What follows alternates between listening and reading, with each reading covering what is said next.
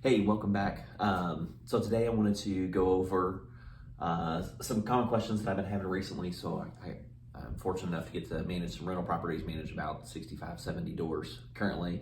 And so some of the conversations I've been having with some of my renters is how do we go from being renters to becoming homeowners? So wanted to go over and address some of the concerns that they've brought up to maybe help you in your situation on making that next step towards homeownership.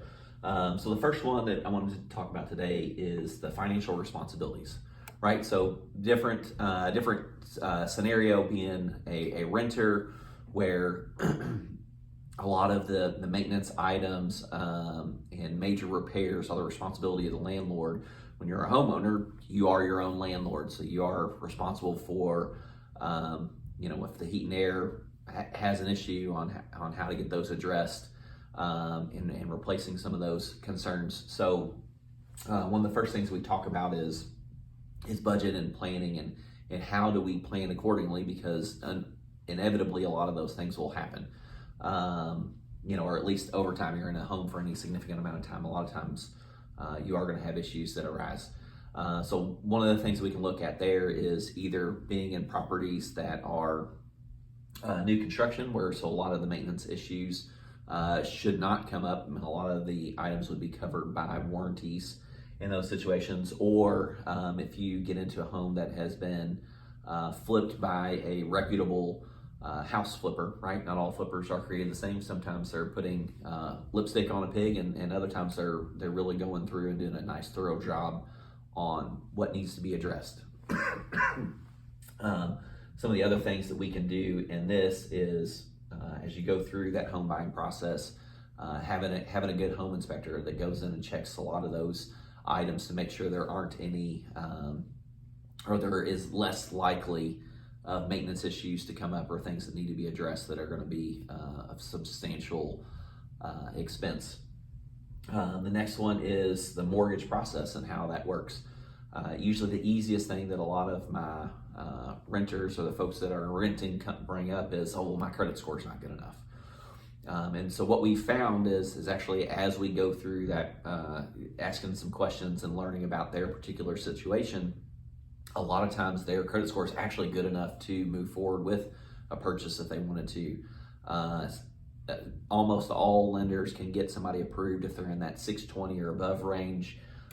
Some even as low as 580 have been able to get folks approved. Now, if you're in those lower price range, you may have to come up with larger down payments, or you might experience some higher interest rates. So there is a balance to all of those things and what makes sense for you and your situation.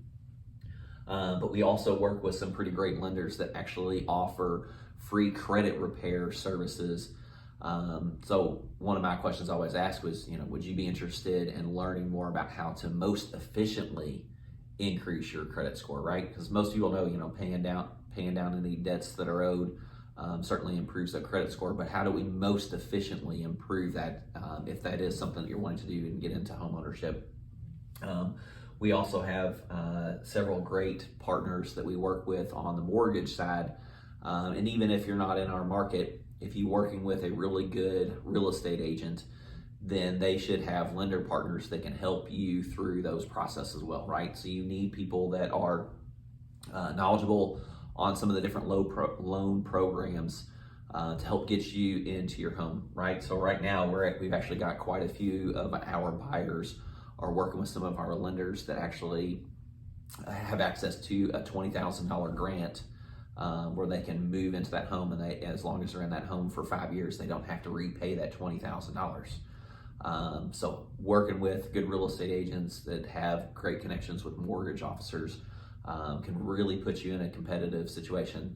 We actually have several mortgage officers too that have programs excuse me, that have 0% down still conventional loans and 1% down conventional loans. So there's lots of great opportunities for you to get into homes affordably. One of the other things that has come up too is kind of going back to your financial responsibilities is, well, how do we budget for property taxes and homeowners insurance and those things?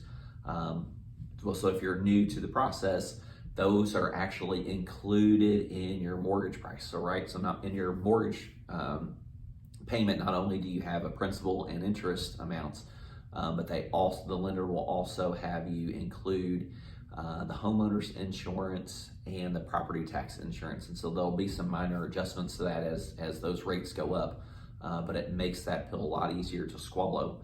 And a lot of times what my tenants have found or renters have found is that the mortgage payment a lot of times is less than what they're paying in rent.